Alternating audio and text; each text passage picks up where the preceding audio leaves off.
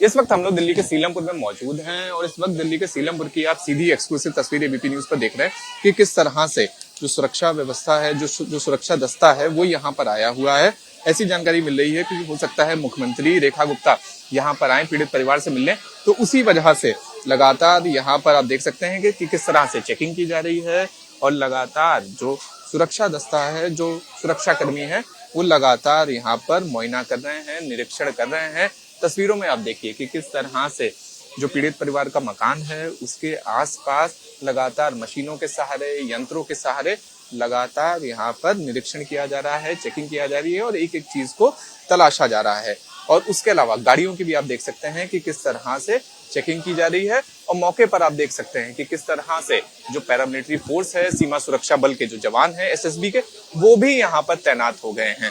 ऐसे में ये जानकारी मिल रही है, ये बताया जा रहा है कि हो सकता है कि यहाँ पर दिल्ली के मुख्यमंत्री रेखा गुप्ता यहाँ पर आए और पीड़ित परिवार से मिलें, या फिर दिल्ली सरकार का कोई और बड़ा नेता यहाँ पर आए और पीड़ित परिवार से मिले। तो इस प्रकार की जानकारी लगातार मिल रही है। तो अब ऐसे में यही देखना होगा कि आखिर किस प्रकार से, जिस तरह से पलायन के यहाँ पर पोस्टर लगे थे, तो क्या उसका निष्कर्ष निकलता है और किस तरह से भारतीय जनता पार्टी की जो सरकार है वो लोगों को समझाने में सफल रहती है। राजधानी दिल्ली के सीलमपुर के हम लोग इस वक्त उस इलाके में हैं जहां पर इस हत्याकांड को अंजाम दिया गया था।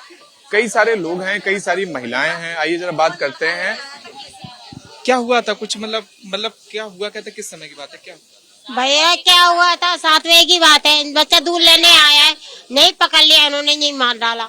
अब जब मर गया, जब बच्चा गया छोटा था, तुम्हारे बच्चे को किसी ने मार डाला चक्कुओं से। जब हम आए तो वो तो खत्म ही हो गया, वो खत्म ही हो गया था। यहाँ पर बेचारा इधर भाग रहा, सांस तक नहीं छोड़ी उसकी, इस तरह बेरहमी से मारा उसको बहुत। और वो बच्चा क्या कि नहीं, ऐसा सीधा बच्चा था कि नीचे निगाह से ऊपर नहीं करता था। अब ये नहीं समझ में आया कि इन्होंने किस वजह से मारा, क्यों मारा। किसी से झगड़ा नहीं, किसी से लड़ाई नहीं, दूध लेके बस यूं आया। एक लड़का बुला के ले गया कि तुम्हारे दोस्त बुलाए, उन्होंने बहाने से बुलाया और वहीं के वहीं से घेर लिया। 8-6 लड़कों ने बाइक पे आए और चक्कू निकाले और उसके मार के चले गए। 6-7 लड़के बाइक पे, एक लड़की है साथ उनकी। हाँ, लड़की भी थी, लड़की भी है साथ उनके। बहुत बचाव के लिए अंदर घुसा, बचाव नहीं करने दिया, अंदर ही जाके मारा उसके बेरहमी से, बहुत बेरहमी से मारा। अंदर कहाँ पे? ये जो दुकान है डॉक्टर की, उसके अंदर घुस गया लड़का, वहां से भाग के आया बचाव के लिए, वो बच नहीं पाया। उन्होंने उसको छोड़ा ही नहीं, कोई यहाँ से मार रहा, कोई यहाँ। 50 चक्कू मारे उसके पैरों में, हाथों में और यहाँ गर्दन में, पेट में, सब जगह मारे उसको। हमारे बच्चे का इंसाफ मिलना चाहिए हमें, हम आपके हाथ जोड़ते हैं। बस जैसे कुणाल की मौत हुई है ना, ऐसे उनकी मौत हो, बस उन्हें सजाए मौत दी जाए, बस यही चाहते हैं, और कुछ नहीं चाहते हम। योगी जी को चाहते हम, जो योगी की सरकार है, बस वही हमें न्याय दिलवाए।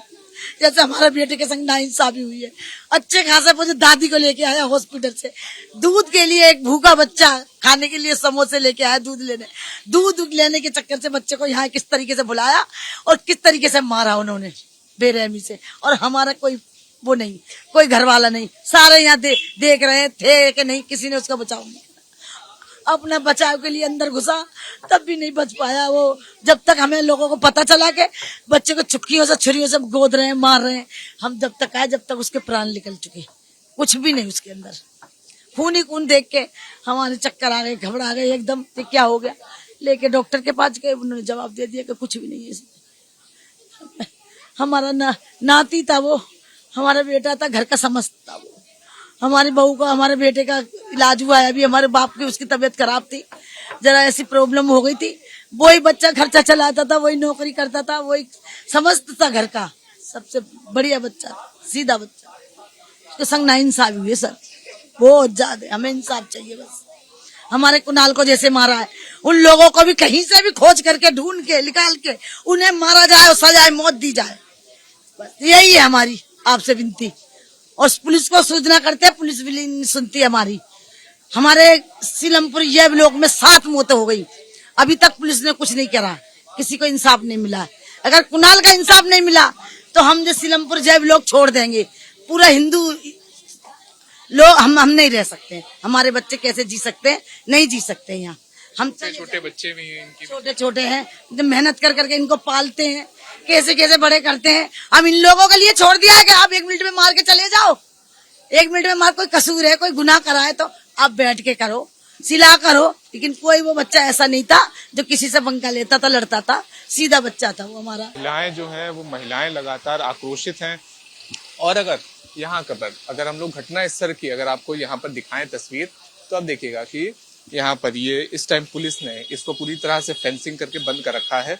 सामने ये जो आपको एरो दिखाई दे रहा है, यहीं पर ही कुणाल को पहले रोका गया, फिर उसके बाद उसे चाकू से गोदा गया। सामने की अगर आप तस्वीर भी अगर आप देखेंगे तो आपको खून के धब्बों के निशान साफ साफ दिख जाएंगे कि किस तरह से जो दर्दनाक वारदात यहाँ पर हुई थी, तो उसके बाद ये खून के धब्बे लगातार यहाँ पर जमीन पर पड़े हैं।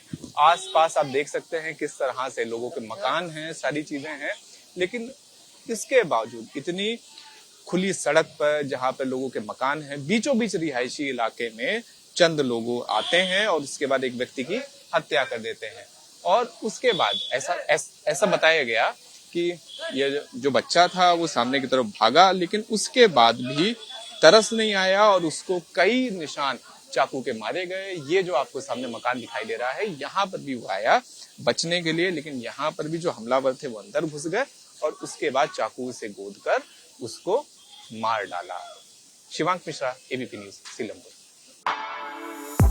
For exclusive and insightful videos, subscribe to our new channel ABP Live Premium.